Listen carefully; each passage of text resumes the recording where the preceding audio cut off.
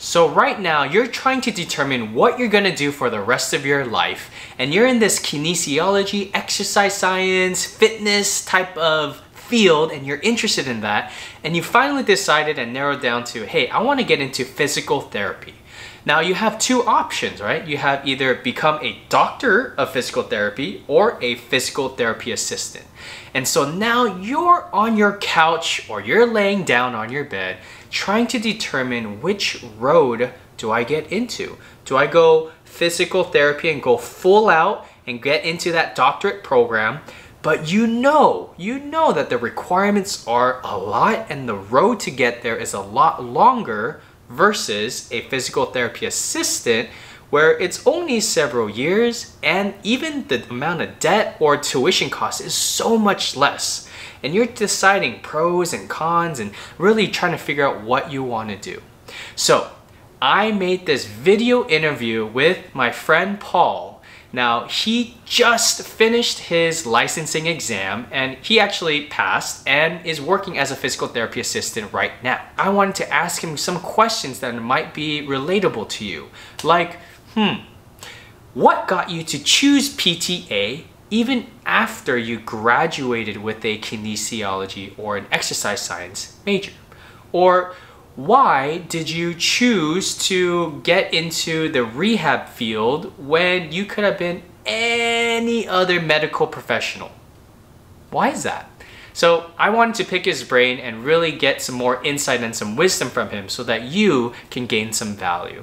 So we got Polly up. We're gonna get into this interview. If you have any questions, make sure you put it in the comments below and then let's get some interactions going on, all right? All right, y'all, let's get into this interview. Let's go.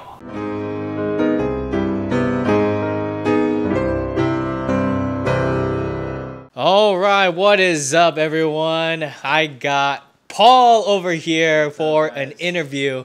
We're gonna have an exciting time today. I'm super stoked with him.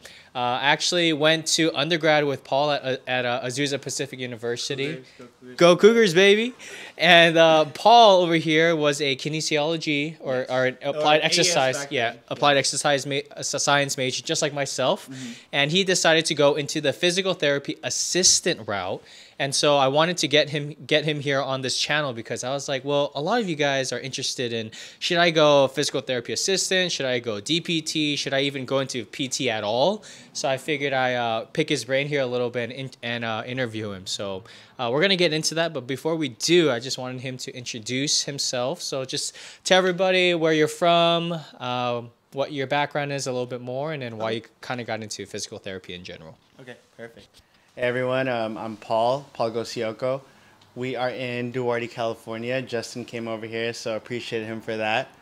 Azusa Pacific, I went there first for nursing, but I switched out because I wasn't really feeling it. I didn't want to be like every other Filipino. Yeah. But we'll get more into that later. Got to PTA because a lot of things were going on. A lot of prereqs still I had to do. But overall, pretty happy where I'm at now. Just finished up. And yeah, we'll just touch on more of the details as Justin asked me the questions. Sweet. Thanks, Paul. So I just wanted to kind of ask, why physical therapy in the first place? You said you kind of went into nursing and then some applied exercise science. Like, how did it start from there? And then how did it get all the way, excuse me, how did it get all the way to physical therapy? Okay. So overall, I did nursing first because it seems safe. Anything in the medical field seems really safe, I feel like. I have a lot of family that are in nursing, excuse me. But after that, I was in just one term. I didn't really feel it. And then I was at the gym with some friends. Shout out to Marco and Tony. I don't know. You remember them, right? Yeah. One of them, I won't say who because I don't want to embarrass anyone, but one of them was getting back into lifting, and they were asking me for some advice because they knew I was like kind of stickler on form. Yeah. And I was helping them out, and then after they said, hey, Paul, like, you know, it seems like you'd be really good at personal training or physical therapy. Have you looked into it? I was like, you know what? No, I never have. So looked into AES at the time, Applied Exercise Science, which is a kinesiology also.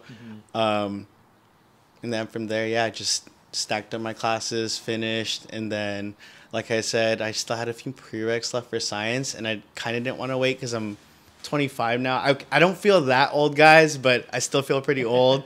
I'm going to lose my insurance in like 3 months. So, yeah, I just wanted You're to a big boy now. Yeah, no, honestly, yeah. Just wanted to get things done. Yeah, 20 months, went to PTA. It's really fulfilling, a lot of similarities, sorry guys, a lot of differences, but overall it's something you can do if you want to still feel out if you want to be a doctor after. So I actually kind of wanted to dive in a little bit on your history. So you said you were nursing and you're kind of going down that route, and I don't want to be like the other field. What kind of like nudged you? I know you said, one of your friends, either Tony or Marco, kind of say, hey, you might be interested in kinesiology or physical therapy. So they might have planted that seed in for you, but like what was that moment where you're like, you just shifted everything? Because I think there's a lot of people who are debating, like, if they're either in PT or pre-PT, or they're not, and then they're trying to switch or get out. Like, what was that moment for you when you were like, this is the moment where I knew this is the way I wanted to go? That's a good question. Okay. So I advise all of you, if you are in kines or in any pre-PT major, besides the recommended hours they tell you to do, try to find a PT aide or a volunteer spot that will give you a lot of like watching, because that's what kind of pushed me. So my mom works at St. Gabriel Valley Medical Center. I was born there, and I got my first PTA job there. And this was 2016 after I switched into my major. And I think that's what really nudged me, because I actually got hands-on experience. I was able to help the PTs, PTAs, OTs, all the rehab team, and I was able to, help them transfer patients, help walk the patients.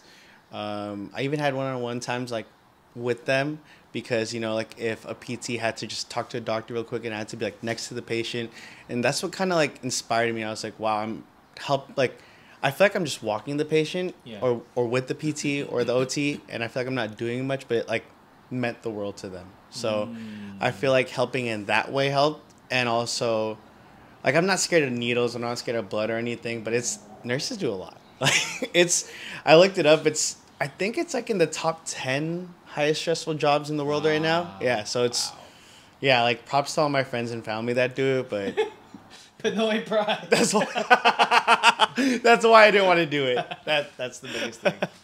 Wow. Well, that's awesome. I mean, that's such an awesome opportunity that you've had there. And I really recommend that as well. So if you're interested in PT or just in any field, volunteer, get your feet wet, get into the field of it, and then really see, like, is this something that I really wanted to do? Yeah. I had a question for you, just because a lot of students have been asking me about this, is how did you get your internship or your volunteer hours? Did you just go up and ask, or did you go through a process, or how did you get that position? Okay. So internships, sometimes they're tricky. With my school, we were provided 2, but before I went to ACC, it was kind of like who you knew, or if you went on the websites, or if you just, like, looked it up. Because one place that accepts a lot, and I'm personally trying to work there myself, Casa Colina in Pomona, the inpatient. That's a hospital, right? Yes, the hospital one. I know there is the outpatient clinic right across the street from APU, but the inpatient one, which also has outpatient, has a lot of volunteer opportunities. So I would look on their websites, or I would go in person. Like, the more they see you, the better, because it'll show reliability, and it will show, like, oh, this person, he or she is willing to learn. So yeah, that'd be the biggest thing. If not, I was also just if you have like family members in hospitals, I would ask them, because they do offer a lot, but they're more of nowadays like watching, like, since there's more liability now and everything. Yeah, they won't let us touch patients like as much. Mm-hmm. Yeah, exactly. But it's still good, any opportunity to take it. So yeah. Sweet, thanks, Paul, for that. Yeah, I'm sure a lot of people who just heard that will get some benefit from that and be like, oh, okay, well, maybe I should call, or ask a friend or a family member, like, oh, I have someone in my family who works at the hospital. So thanks for that advice. So I wanted to ask you, what about PT do you like so much?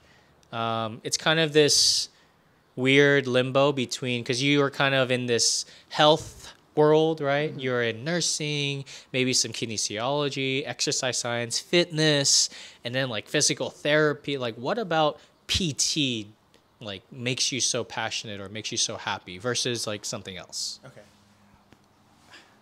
It's cliche. I'm sorry. I don't want to be corny. It's YouTube, so honestly, it's helping people. Like, as cliche as it sounds, it's helping people. Like I touched on it before, with nurses, they do a lot. They do pass meds, they give IVs, they do this and that.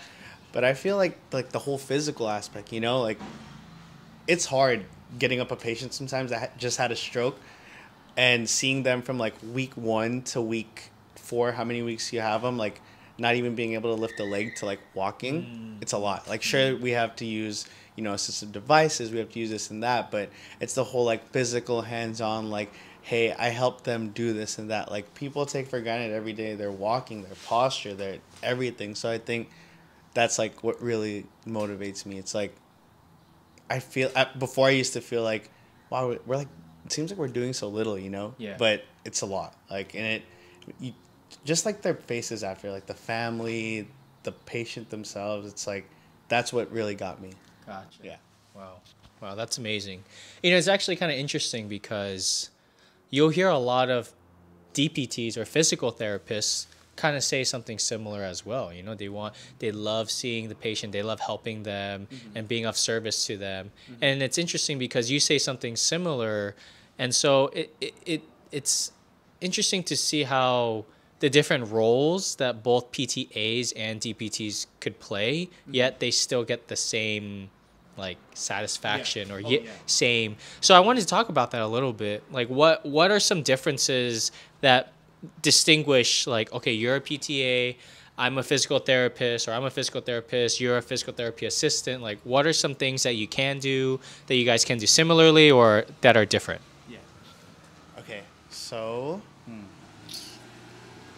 right now there's like a big change going on in the like rehab realm, but I'll keep it just like the vague PTA PT difference. So guys, I really appreciate you watching this video so far. Paul has a ton more knowledge to drop, so make sure you watch this video all the way to the end. If you're watching this right now, go grab some coffee, grab a snack, because we're gonna get into this a little later. But I just want to stop this video and say I appreciate you and I'm here to support you. All right, let's get into this. Back to Paul, Lego. I think it goes back, 2014? So PT was a masterate at first, and now it became a doctorate. That's why Justin went to so many years of school, and I commend him for that, because I kind of, was intimidated by it, by say the least. Like, I was super scared of it. That's why I went PTA route. Typical programs for them are 3 years. For us, anywhere between 18 months to 24 months. Yeah. So people are like, oh, it's 2 years, like a year difference. But trust me, the year difference makes a lot, and you could work a lot faster. What I mean by that is supposedly right now there's a lot of hospitals that are hiring more PTAs because they need more hands. So the biggest difference, I feel like, treating wise, is the eval to the actual treatment. If I want to see a patient that has no record, Justin has to be the first person. So any PT, they see the initial everything, measurements, how strong the patient is, this and that. And then after that, that's when I can go in and say, hey, is it okay if I treat the patient? Is it okay if I do this and that? So that's one of the biggest differences. Another thing is, this one's a little nitpicky, but I learned it in school.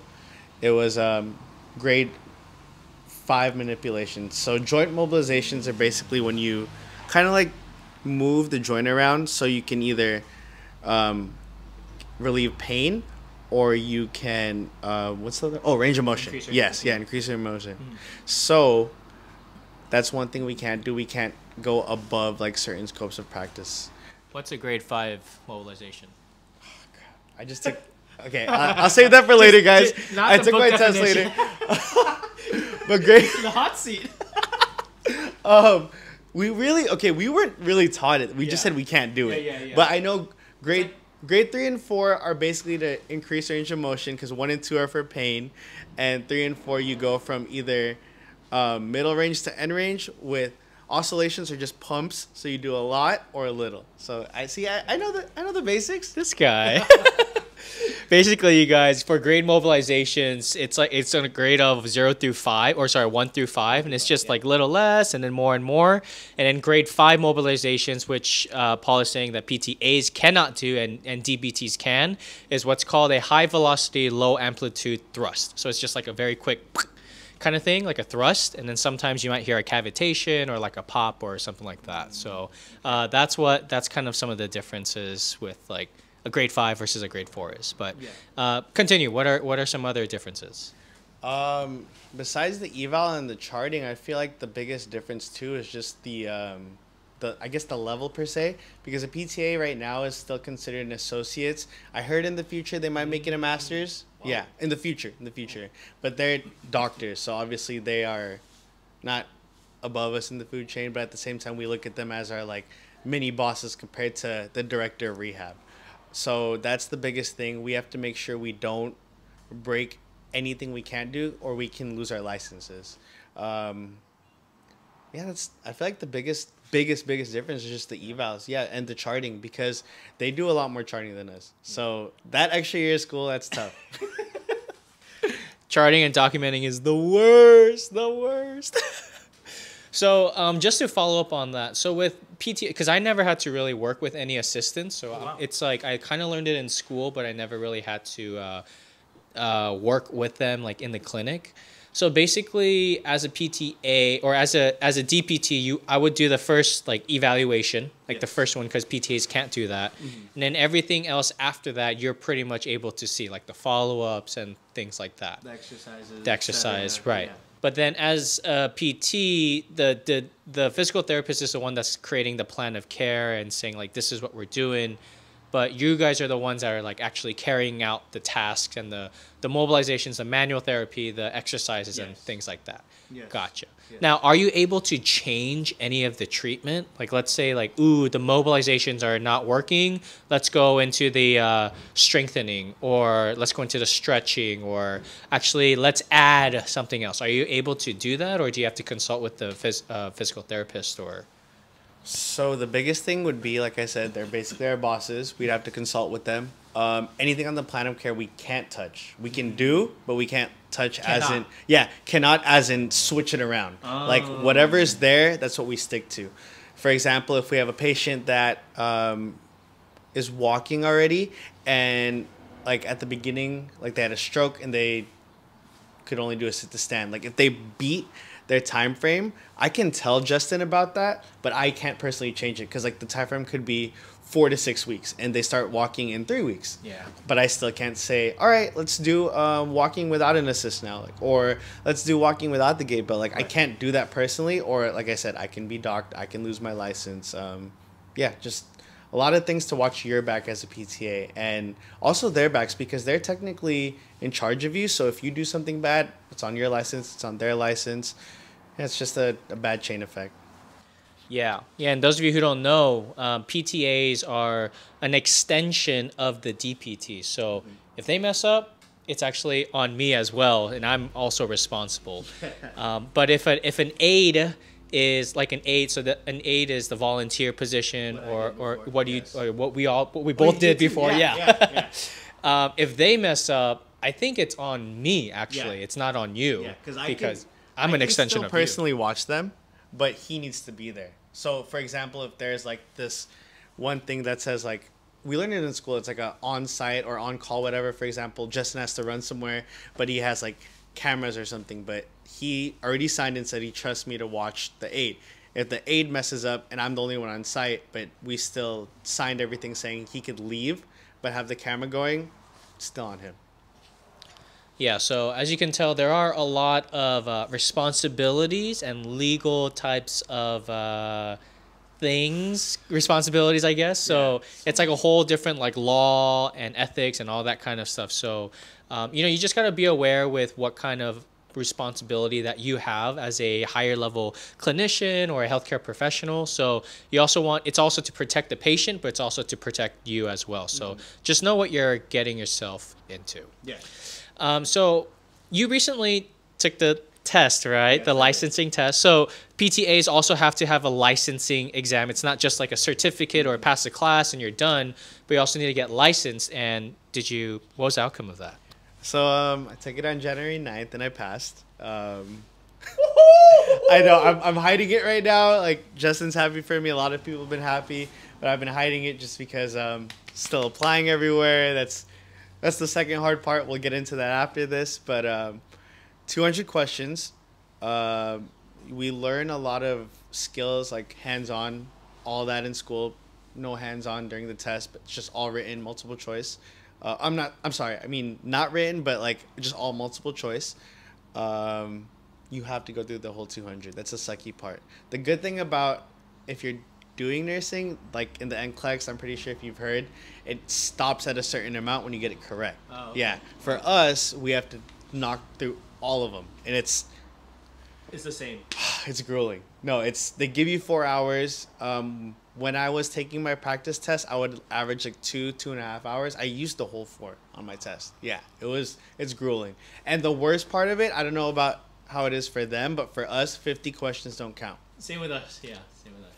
So, yeah, it's a rough test. It was after I took it, I took it at Rancho, walked out, and I just felt like, I really felt like I failed. Yeah, like I felt like I knew my stuff, but I felt like I failed because it was really hard.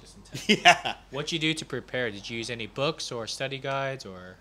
Okay, so if you are lucky enough, my school offered our book with our tuition already. It is the Score Builders. Oh, yeah, nice. Yeah, same one as you guys, Yeah. but ours is the PTA version.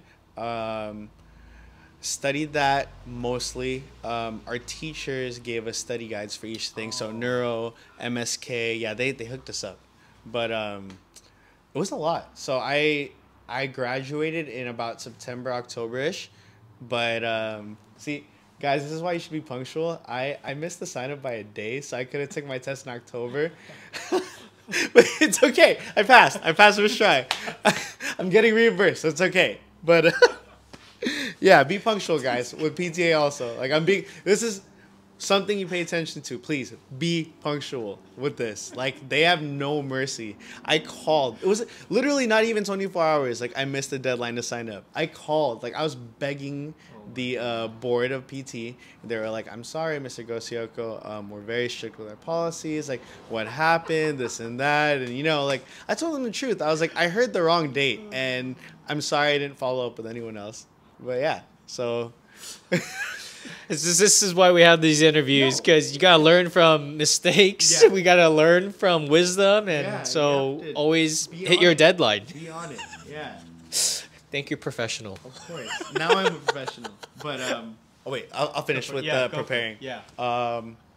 So like I said, October I kind of took off. October and November, like middle of November, towards the end of November, that's when I started maybe picking up the book, picking up the notes, reviewing it like 1 hour every day, just a little bit, because I didn't want to overflow my brain. Just like 2 months before. Yes. And then right when the month before happened, so December, that's when I cracked down. Yeah, so I would average for the first maybe week or two anywhere from 2 to 6 hours a day. Nice. And I would spread it out.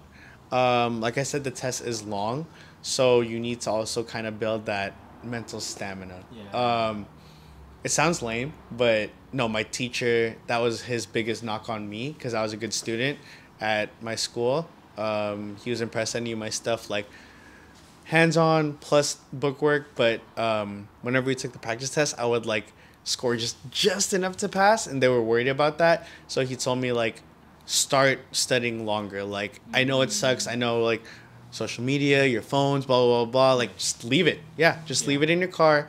Go for like 4 hours straight. And I did that at the last 2 weeks of December. I would wake up at 6 a.m., go to the gym, get the endorphins flowing. Then I'd study from like, Gym, baby. yeah, no, seriously. It helps you. Like, if you're stressed, it relieves everything. Pray a bit. Yep. Then I would study like 7 to 11, eat lunch, maybe see my girlfriend or some friends, and then go back at it from like 1 to 2 all the way to maybe 6 p.m. and just repeat, rinse, repeat. I give yourself 1 day off. Like the last 2 weeks, 1 day. People will think like, oh no, but I'm gonna lose like all that like stuff in my head, right? No, you need that 1 day because you can also like fry your brain. So 1 day off. But even in that day, you can like look over practice questions, flashcards, but just nothing like too crazy. Like, and the other thing I really liked, this is just me. I don't know how you've been studying, but I would break down sections day by day. So I would do all musculoskeletal 1 day. Then I would do all neuro rehab 1 day. Then all cardiopulmonary 1 day. So whatever works for you. But I would say that book, The Score Builders, money. Money. Oh my good. No, seriously. Wow. It breaks down everything. And I would say Google is a really big resource too, because if you don't understand something in the book, you could further break down the diagnosis or further break down where's my myotomes, dermatomes, like blah, blah, blah, blah, you know, like huge resource. So overall, just find your niche, but that was what I did. Wow, that's some wisdom right there, y'all. Like, if you guys heard all of that, make sure you're taking notes. If you're not quite at the place to take the exam yet, write down exactly what he did, the schedule, all of that, and just tuck it away so that next time you have some kind of scaffolding or some kind of framework as to like how to actually approach this and be successful. And whether it's your PTA exam or DPT exam, it's the exact same thing. I'm studying now, even the same way, just eventually, or just systematically putting away time and being intentional about, all right, phone off, distractions away, let's get to work. So yeah, it's amazing to see like your journey from going into school and learning about all of this, taking the exam, passing the exam. Like it's such a success story, and it's great to see your struggle, and it's amazing to hear your story on seeing everything that you work towards and finally getting to where you're at now. So I know recently for physical therapy, especially with like reimbursement rates and with PTAs, I know it's a little bit kind of weird right now at this point because just recently the reimbursement rates for PTAs have actually got less, right? PTA, OTA. Yeah, PTAs and OTAs. And so what would be happening is if there was a patient, if a DPT treated them, the clinic would get the same reimbursement as if a physical therapy assistant was treating them. So it doesn't matter who, they would get the same reimbursement. But now insurance is saying, all right, well, if a PTA or an OTA, if you're an OT, treats them, then you get reimbursed less. So can you talk about that a little bit and then talk about what your perspective is going into the workforce and how that might affect you as well? Sorry, I know it's a loaded question. No, I love it. This is a question we actually talked about in class 2 before we graduated. And I like this question a lot because it's real world now, you know? So for starters, I read on it more last night. And basically, the biggest thing that will be affected will be home health and outpatient clinics. So with that, Justin can still treat and get the same units for the clinic or outpatient or home health company, and still get the same pay. For us now, they are not only taking away the units per se, but I think we get like a cut in the pay too. Oh, so it affects you guys. It affects us as well. Yeah, so it's pretty rough. I was pretty sad about that because I have friends that actually went to ACC and other PTA schools, doing very well for themselves right now, like buying new cars, houses, you know, vacationing, this and that. So I was like, you know, like I'm gonna be stable, I'm gonna be happy. Like I know I can still be.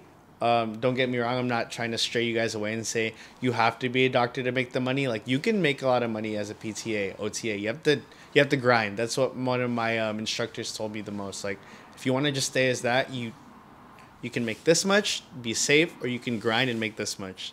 So that's one thing that made me kind of sad because outpatient, the biggest difference, I'm pretty sure you touched on it in your channel, but outpatient's a little more fast-paced. It's for more patients that are already moving like us, like healthy, but they just need those little tweaks, you know? Right. So it's a faster clinic. It's not like a hospital where we can devote more time to one patient, but it's going to suck now because we still have to put in that time, but some clinics might not find us as valuable because I'm signing the note, I'm working with the patient, but the units are less.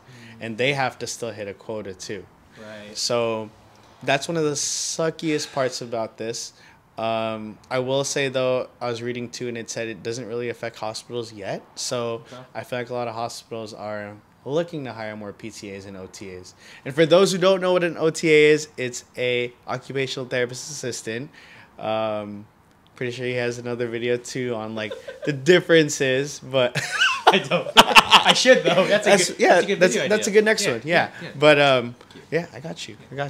But yeah, that's the biggest thing right now that I was reading up on. They still aren't giving the like every single detail, but they were just giving the main like reimbursements that are gonna kind of mess everything up, and kind of home health agencies too now might be, I think, like whatever agency they're with, now it's more of a on call. It's not like that's your patient, you're an independent contractor. Like I'm gonna be actually part of that like agency now, and I like the pay is gonna get all messed up too. Yeah. So now that that's passed, would you recommend other people going into PT even go into the PTA route, the assistant route? If you need the money now, yes. If you feel like you can wait a little longer, you can go to school for the amount of years as Justin did, because it's, like I said, it's tough, and be a little more patient, then I would go straight to DPT. I wish, if I could start over again, I would, but it was funny because Justin said he's actually kind of jealous of where I'm at, so it's kind of funny.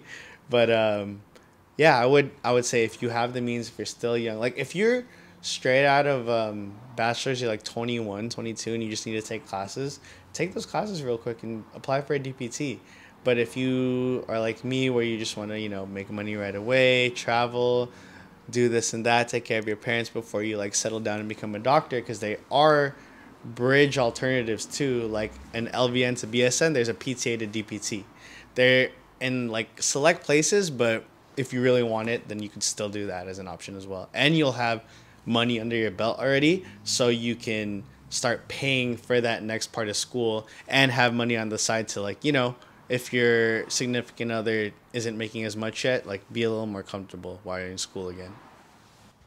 You know, talking about money and making things worth it over here. But just sorry, it's just a topic I just gotta go over, because you know, just being vulnerable with finances and how much tuition costs and how much you're gonna get paid after. It's like, I think it's an area that a lot of people don't talk about, and I think it needs to come surface, because this is something that is true. So at least for the DPTs. On my first day, I'll never forget, in class, my professor said, you're probably making the biggest financial mistake if you're trying to be a DPT, because you're not going to make that much money, which is true. And I didn't really think about it at first, because I was like, no, I'm going to be a PT, I'm going to change the world, yeah. And changing the world is great, but you also need to make some money. Oh, yeah. And then I realized after I graduated, I was like, what? Starting, you're going to make maybe like 60, 70K? Yeah. And then you'll top out at like 100K, maybe a little more if you're lucky, or if you work your way up. Mm-hmm. But that's it? And then how much money am I spending for tuition? What? Over $150,000 for tuition alone? And then I have to take out even more loans for all the other stuff, like living expenses? Like, it's not worth it to me. Mm-hmm. But on the PTA route, the assistant route, I've heard you can even get that at a community college. Mm-hmm. And that is only a couple $1,000s. And then $5,000 at Cerritos, yes. $5,000 at a local community college. But it's very competitive. But that's an option. Yeah. Of course, you can go down your private route, which is what you did. And I think you went to ACC, right? American Career College. Roughly. And then you could talk about how much it costs and the payout and stuff. But could you talk about like the finances and all of that, please? Of course. So there are 3 main schools that I talked to a lot of my friends about that have went to them. American Career College, or ACC. This one is located in Anaheim, but supposedly the PTA might be opening up in either LA or Alhambra. So just wait on that if you are still thinking about it. If you don't want to commute to Anaheim. I paid not me, like my parents helped me, loans, you know. Yeah. But because I'm gonna pay it back now, I paid roughly around, I think it was like 45,000. Yeah, it's still a pretty penny, but it's the cheapest of the three. Concord and Stanbridge are both around, I think, 50 to 65,000. Yeah, yeah.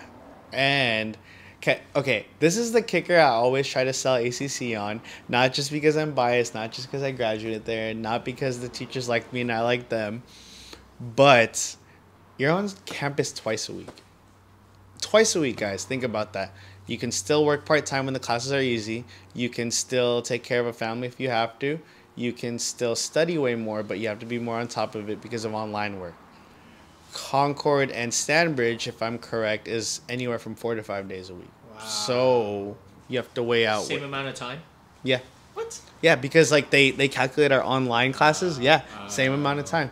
So you just have to think about, do you want to be on campus 4 or 5 days a week, or do you want to be there twice a week? 3 if you want to go to tutoring like on one of the days that it's offered. But you know, you just have to weigh that out. And then expenses wise, so with PTAs now, I know most of the places are still offering like a start of about 30, 35, like most inpatient or hospitals. Outpatient pays a little less, and it's going to be a little more or less now because of everything happening.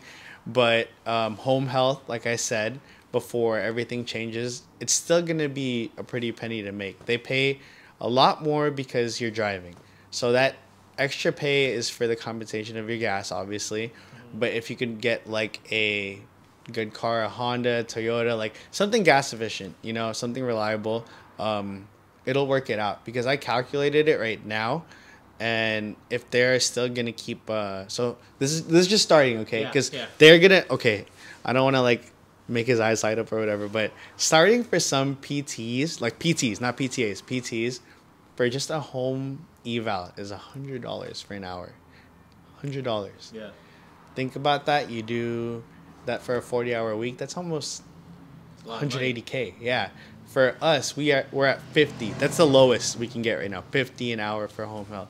I calculated a 40-hour week. That's like 105,000 if everything's before taxes. So, like I said, you can make back what you have and more, like that you put into the school, but you have to grind. That's the thing. My instructor from Casa Clino, who won't be named because he grinds so hard, and I don't know if he wants to be on YouTube, but he worked there Monday through Friday. They would have to work some weekends, like whenever it's a weekend on, and he would still go 8 to 5, and then he would see like 2 or 3 patients after home health. Yeah, so like I said, he was going. He was making more than some PTs at the clinic. Crazy. But he was tired. So like I said, it's up to you what you want to do.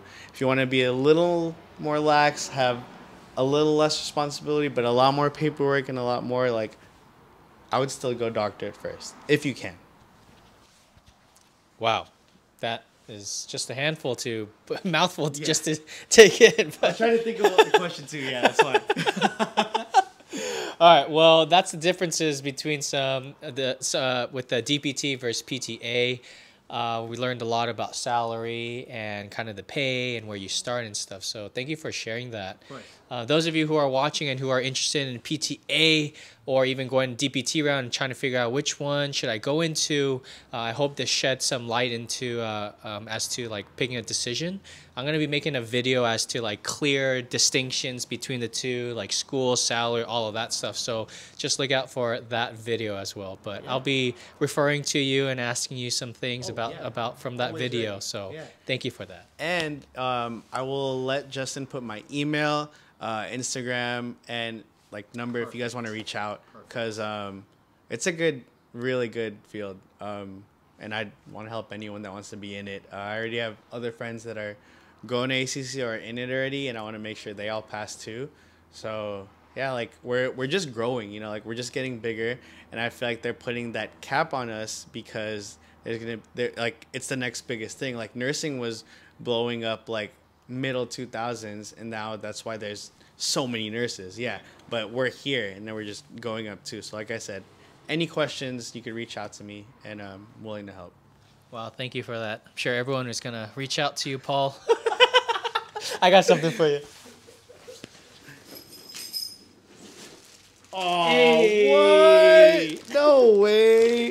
Are you serious? So I got you a little something, something. Thank you for being on the show. Got you some merch, some stickers, and then a Lyft T-shirt as well. So I was actually going to ask you. Oh, my goodness. thanks, bro. Thank you. All right, you guys. Well, I hope you guys learned something from this video. This is Paul. I'll put all his stuff in the description. Reach out to him. Guys, thank you so much, and let's live for change, people. Have a great one, you guys. Have a good day, guys. Yeah. Woo. That was good. That's it, baby. All right, so Paul had a lot of things to say and a lot of wisdom, right? So if you gained some value from this interview, please don't forget to like this video. If you have a friend who is interested in becoming a physical therapy assistant and is still on that fence between if they should even get into this field or not, please share this video with them to help them out, because I know that you've gained a ton of value for watching this video all the way to the end. Guys, I hope this video helped inspire you to get more into physical therapy in general and help you to decide if you should become a PTA or a DPT. But whatever journey that you're trying to go on to, I'm here to support you and I'm here to lift you up and to help you get to wherever your goals are. All right. So if you have any questions or if you have any concerns, please feel free to comment below. Or if you have a private matter that you want to talk about, I do have a service for some coaching that we can talk about your career field, talk about what requirements are necessary, or talk about what you should do right now to strengthen your application to get into physical therapy assistant school or DPT school. And you can find my email in the description below. Thank you for watching this video, y'all. Stay lifting, stay aloha. Have a great one, you guys.